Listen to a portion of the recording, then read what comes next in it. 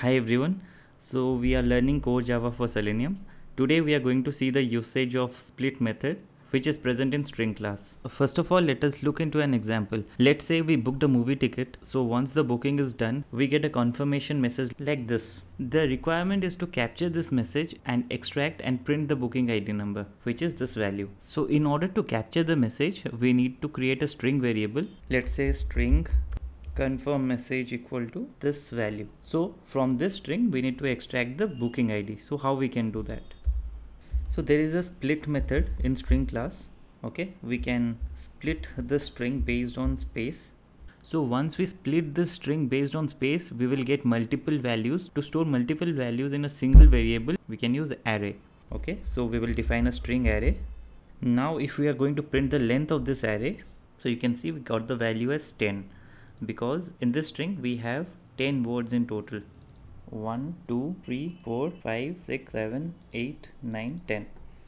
Okay, the array index starts with 0. If we want to print the first element of message parts, we can print it using the 0th index. If we save and run this program, we can see thank is printed. Similarly, this booking ID, if we run the program now, we will get the booking ID. So this is a hard-coded value. If we want to use dynamic value to get the booking ID, what we can do, we already know length is going to return us 10. We will use length minus 1 to access this value. This will be like, instead of 9, we can use message parts name of the array dot length variable minus 1. The result is going to be same.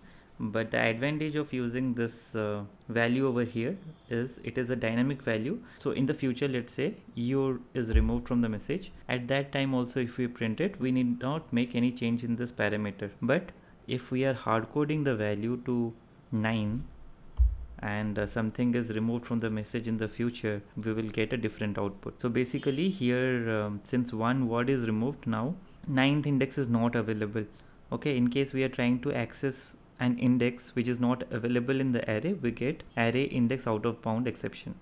So if we make any changes in the message in the future, we don't have to change the index in this way, provided the booking ID is present at the end of the message.